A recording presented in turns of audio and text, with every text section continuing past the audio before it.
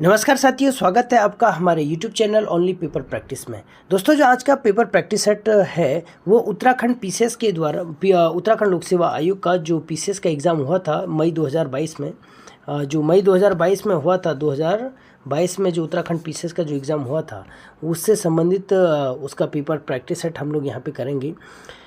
Question के answer के साथ साथ हम आपको उससे संबंधित फैक्ट भी बताएंगे और उन्हीं फैक्टों को हम यहाँ पे बताएंगे जो पूर्व में एग्ज़ाम में पूछे गए हैं। तो बहुत महत्वपूर्ण टॉपिक पेपर प्रैक्टिस सेट और उसका विस्तार से वर्णन हम लोग यहाँ पे करेंगे। लगातार ये टेस्ट सीरीज चलती रहेगी। समय को बर्बाद न करते हुए स्टार्ट करते हैं। आज का पहला प्रश्न है, केदारनाथ वन्यजीव अभ्यारण्य को किस जंतु के संरक्षण हेतु स्थापित किया गया है? तो राइट आंसर है इसका हिमालयी कस्तूरी मृग। राइट आंसर है इसका हिमालयी कस्तूरी मृग। आइए जानते हैं इस क्वेश्चन को। जो हिमालयी कस्तूरी मृग है उसका संरक्षण किया जाता है केदारनाथ वन्यजीव अभ्यारण्य में। केदारनाथ वन्यजीव अभ्यारण्य की अगर बात करें तो इसकी स्थापना होती है 1972 ईस्वी में। इसकी सबसे बड़ी विशेषता है कि यह सबसे बड़ा क्या है, वन्यजीव अभ्यारण्य है। इसके जो क्षेत्रफल है 975 किलोमीटर इसका क्षेत्रफल हो जाता है। अगर प्रथम वन्यजीव अभ्यारण्य की बात करें तो प्रथम वन्यजीव अभ्यारण्य है उत्तराखंड का, उसका नाम है गोविंद वन्यजीव अभ्यारण्य। गोविंद वन्यजीव अभ्यारण्य, इसकी स्थापना हुई है, कब हुई थी? 1954 में, गोविंद वन्यजीव अभ्यारण्य की। अगर दूसरा है यहाँ पे वन्यजीव अभ्यारण्य केदारनाथ वन्यजीव अभ्यारण्य, और तीसरा आता है हमारा अस्कोट वन्यजीव अभ्यारण्य। तीसरा आता है अस्कोट वन्यजीव अभ्यारण्य। अस्कोट जैसे नाम से ही जानते हैं आप कि ये उत्तराखंड के पिथौरागढ़ डिस्ट्रिक्ट में है। ठीक है, पिथौरागढ़ डिस्ट्रिक्ट में अस्कोट वन्यजीव अभ्यारण्य 1986 ईस्वी में। एक और आता है वन्यजीव अभ्यारण्य में, उसका नाम है सोना नदी वन्यजीव अभ्यारण्य। सोना नदी वन्यजीव अभ्यारण्य 1987 सोना नदी वन्यजीव अभ्यारण्य कहाँ है? पौड़ी में है। एक और वन्यजीव अभ्यारण्य आता है, उसका नाम है विंसर वन्यजीव अभ्यारण्य। विंसर इसका विंसर, अगर एक पर्टिकुलर जगह की एक बात करें तो विंसर की जो पहाड़ियाँ हैं वो है पौड़ी डिस्ट्रिक्ट में। लेकिन अगर वन्यजीव अभ्यारण्य की बात करें तो ये है अल्मोड़ा में। ठीक है, अल्मोड़ा डिस्ट्रिक्ट में विंसर वन्यजीव अभ्यारण्य है। इसकी स्थापना कब हुई थी? 1988 में। 1988 में विंसर वन्यजीव अभ्यारण्य की स्थापना हुई थी। एक और वन्यजीव अभ्यारण्य आता है, उसका नाम है मसूरी वन्यजीव अभ्यारण्य। मसूरी वन्यजीव अभ्यारण्य का पहले नाम था Vinog mountain Clive. Mountain Clive होता है एक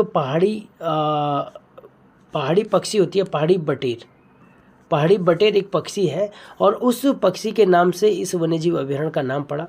तो अभी वर्तमान में इसका नाम क्या है? मसूरी वन्यजीव अभ्यारण्य। और एक अंतिम जो वन्यजीव अभ्यारण्य है उसका नाम है नंधौर वन्यजीव अभ्यारण्य। ये अंतिम जो वन्यजीव अभ्यारण्य हमारा वो क्या है? नंधौर वन्यजीव अभ्यारण्य। जो कहाँ है ये? 1912 में बना था। ये है नैनीताल में नंधौर वन्यजीव अभ्यारण्य। तो आपने जाना कि वन्यजीव अभ्यारण्य उत्तराखंड में कितने हैं, इनकी स्थापना कब हुई और किस किस डिस्ट्रिक्ट में ये वन्यजीव अभ्यारण्य पाए जाते हैं। अगला प्रश्न है, इनमें से कौन सा उत्तराखंड का राजकीय वृक्ष है? राइट आंसर है इसका, जैसे कि आप देख रहे होंगे कि बुरांस उत्तराखंड का राजकीय वृक्ष है। आइए देखते हैं और भी इसके संबंधित फैक्ट। बुरांस का रासायनिक नाम, जो वैज्ञानिक नाम जो है वो है rhododendron arboreum. Rhododendron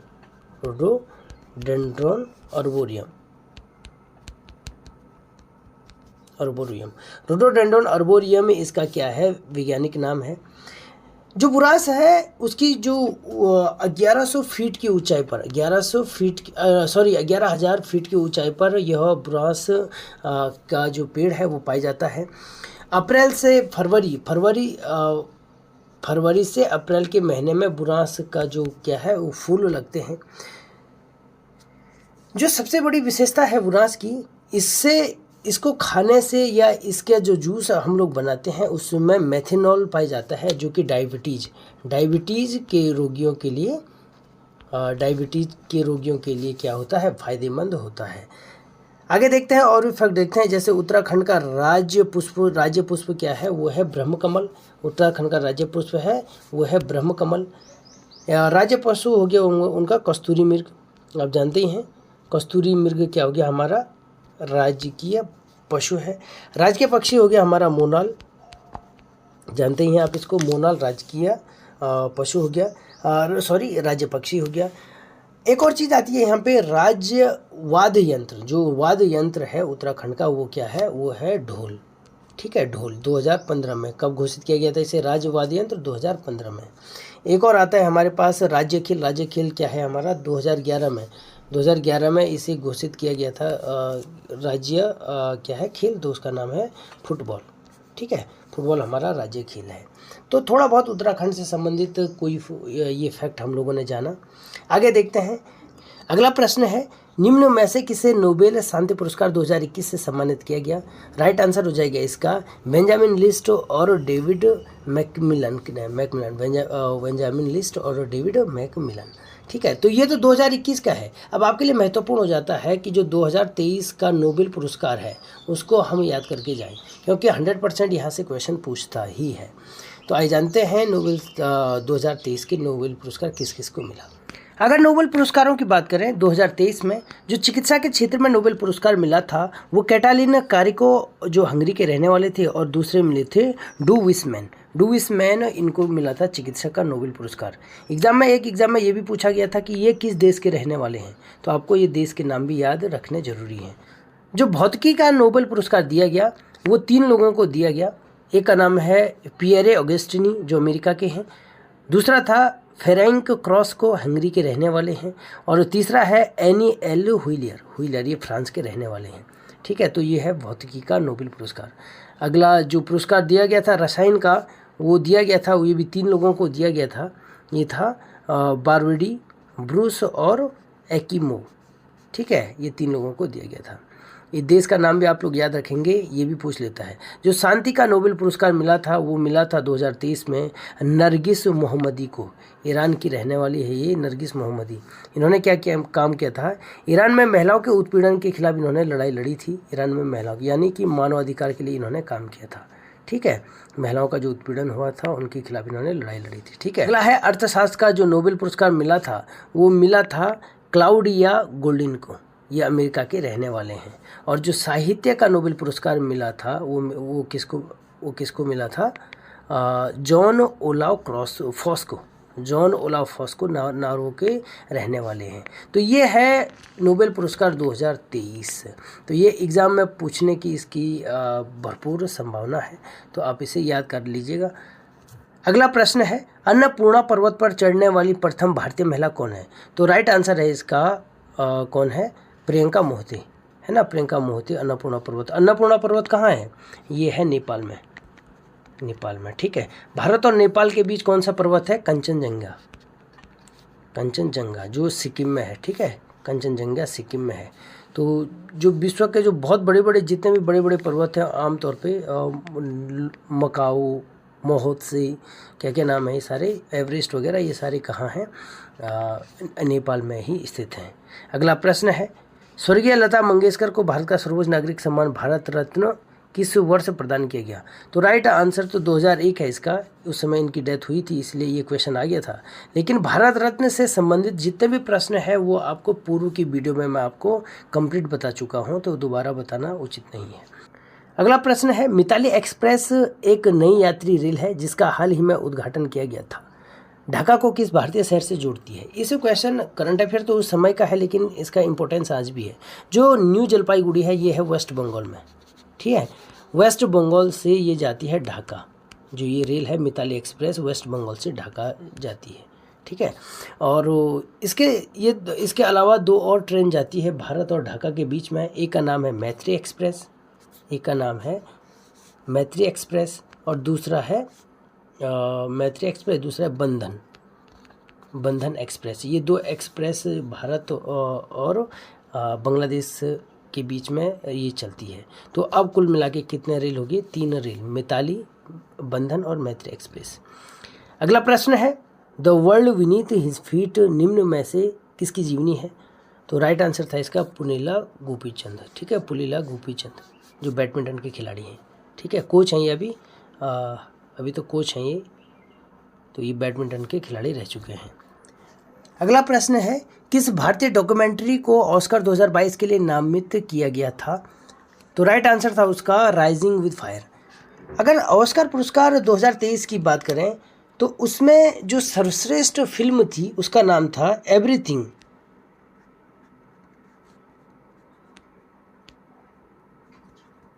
everything everywhere all at once. ठीक है, ऑल एट वंस ये था, क्या है, सर्वश्रेष्ठ फिल्म है 2023 की। ठीक है, ऑस्कर पुरस्कारों में मिला था इनको। जो अभिनेता है, सर्वश्रेष्ठ अभिनेता, वो था ब्रेंडन फ्रेजर। उसका क्या नाम था? Brendon Fraser. जो अभिनेत्री थी मिशेल योहो, जो सर्वश्रेष्ठ अभिनेत्री मिली थी उसका नाम था मिशेल योहो। ठीक है, और सबसे इम्पोर्टेंट है इसमें बेस्ट डॉक्यूमेंट्री शॉर्ट फिल्म, ये भारत की है। इसका नाम था द एलिफेंट वेयर स्पर्स। ठीक है, द एलिफेंट वेयर स्पर्स इसका नाम था। अगला प्रश्न है, किस भारतीय राज्य ने जनवरी 2022 में छात्र स्टार्टअप और नवाचार नीति SSIP 2 शुरू की है? तो राइट आंसर था इसका गुजरात। ठीक है, अगला प्रश्न है, भारत में मैती आंदोलन के जनक कौन है? भारत में मैती आंदोलन के जनक कौन है? राइट आंसर था इसका कल्याण सिंह रावत मैती। ठीक है, इनको मैती आंदोलन के जनक। थोड़ा सा ये भी देखते हैं यहाँ पे, सुंदरलाल बहुगुणा, चंद्री प्रसाद भट्ट और मेधा पाटेकर, ये बहुत महत्वपूर्ण है। इन तीनों के बारे में थोड़ा थोड़ा जान लेते हैं। जो सुंदरलाल बहुगुणा जी हैं, सुंदरलाल बहुगुणा जी हैं, इन्होंने एक कहाँ के रहने वाले हैं? सबसे पहले तो ये टिहरी के रहने वाले हैं। एक नारा दिया था, हिमालय बचाओ देश बचाओ का इन्होंने नारा दिया था। इनका जो उपनाम है वृक्ष मित्र, इनका उपनाम है वृक्ष मित्र, सुंदरलाल बहुगुणा जी का उपनाम है।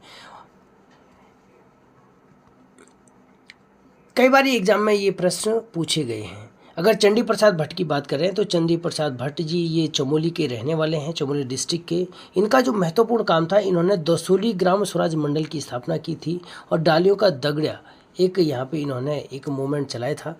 इनको रेमन मैग्सेसे पुरस्कार मिला है। किनको मिला है? चंडी प्रसाद भट्ट को 1982 में रेमन मैग्सेसे पुरस्कार इनको मिल चुका है। अगर बात करें इनके और पुरस्कारों की चंडी प्रसाद भट्ट की, तो गांधी शांति पुरस्कार इनको मिल गया है। इंदिरा गांधी राष्ट्रीय एकता पुरस्कार इनको मिल चुका है। पद्मश्री पद्म भूषण इनको मिल चुका है। ठीक है, अगर पद्म विभूषण की बात करें तो पद्म विभूषण सुंदरलाल बहुगुणा जी को मिला है। ठीक है, एग्ज़ाम में ये भी पूछ लेता है कि भाई पद्म, इनको कौन सा पुरस्कार नहीं मिला?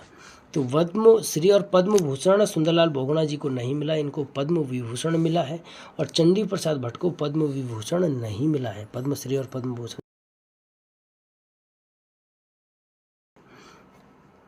और जो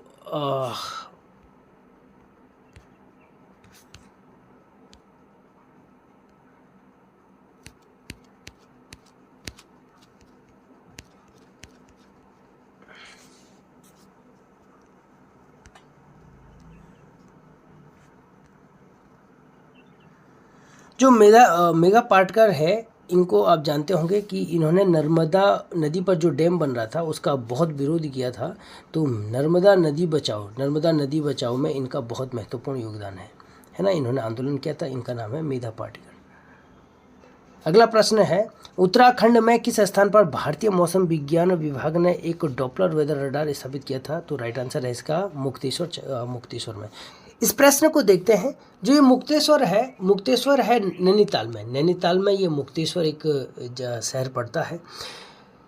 यहाँ पे एक डॉक्टर आए थे अल्फ्रेड लिंगार्ड ने 1893 ईस्वी में स्थापना की थी। यहाँ पे भारतीय पशु चिकित्सा शोध संस्थान की स्थापना की थी अल्फ्रेड लिंगार्ड ने मुक्तेश्वर में। तो इसलिए ये महत्वपूर्ण क्वेश्चन बन जाता है। अगला प्रश्न है, भारत में वन अनुसंधान संस्थान की स्थापना किस वर्ष हुई थी? ऑप्शन ए है 1896। राइट आंसर तो टिक लगा ही है, तो राइट आंसर है 1906 ईस्वी में। आइए इस प्रश्न को देखते हैं। 1865 ईस्वी में अंग्रेजों ने एक वन महानिदेशक की नियुक्ति की थी जिनका नाम था डिट्रिच बेंड्रिस।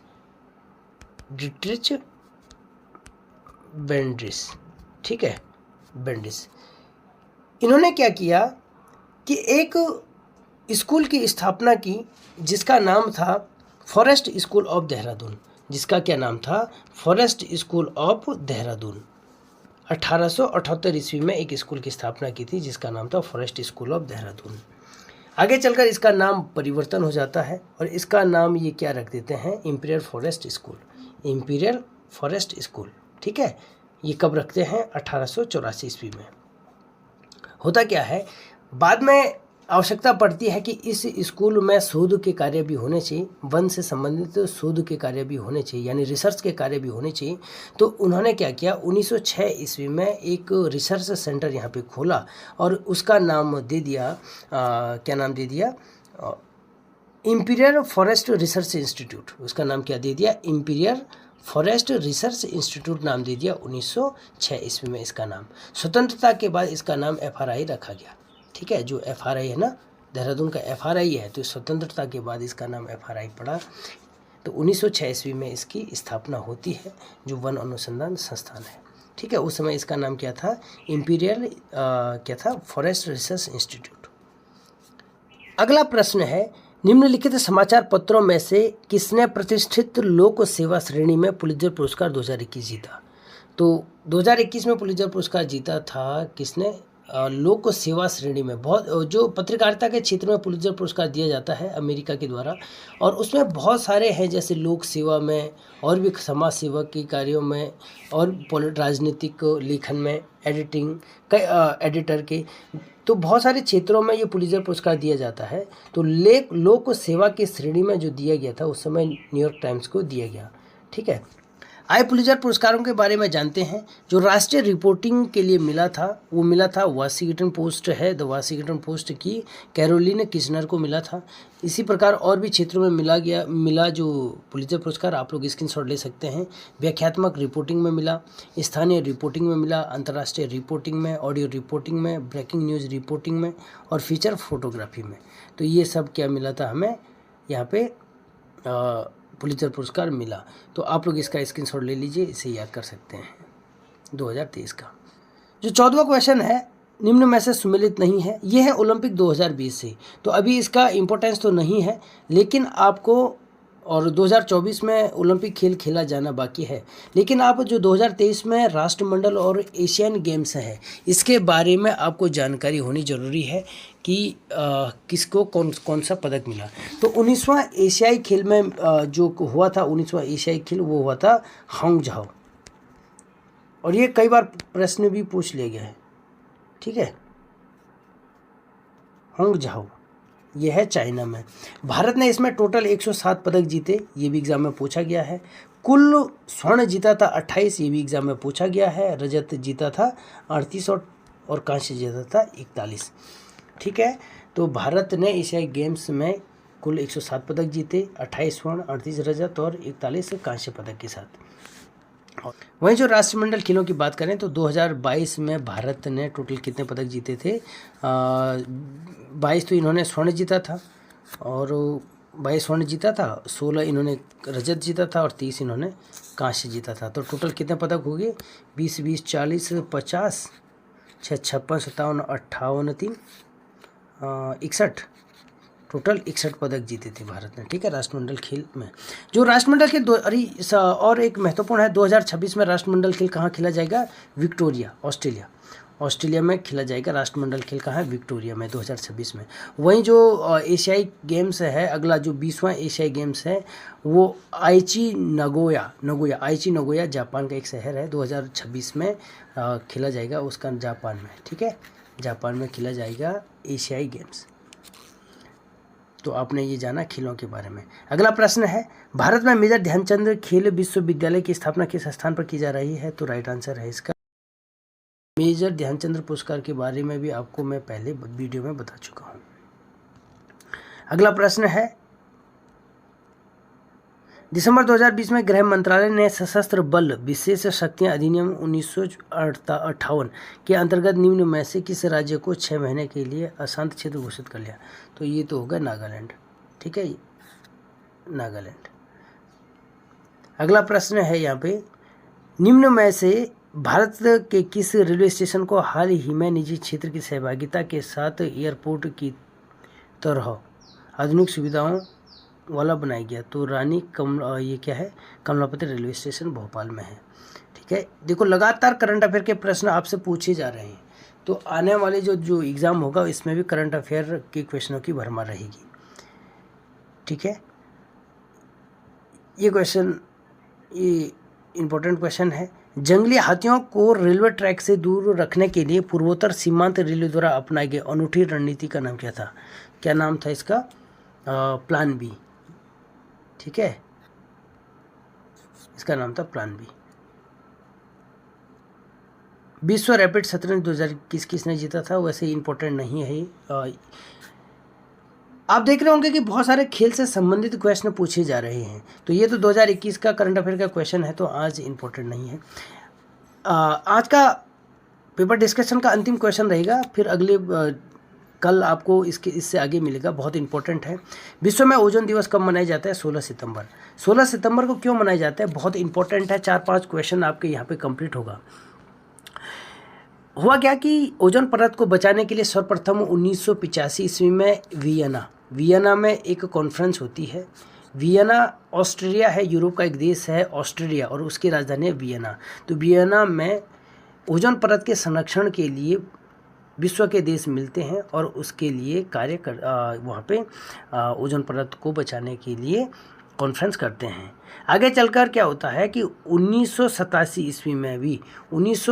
ईस्वी में क्या हुआ कि ओजोन परत के जो क्षरण को नुकसान पहुंचाने वाले जितने भी पार्टिकल्स हैं या जितने भी गैसें हैं, उन पर कंट्रोल करने के लिए 1987 ईस्वी में एक सम्मेलन बुलाया गया, और इस सम्मेलन को हमने कहा मॉन्ट्रियल समझौता। मॉन्ट्रियल कहाँ है ये? मॉन्ट्रियल कनाडा में, उत्तरी अमेरिका का एक देश है कनाडा।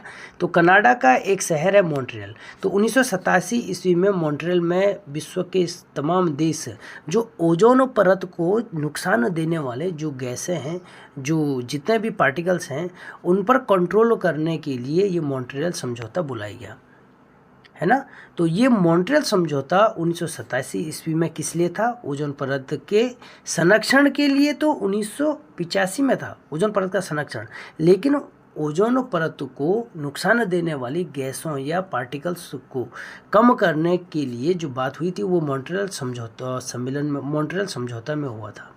और मॉन्ट्रियल समझौता पर जो हस्ताक्षर हुए थे वो हुआ था 16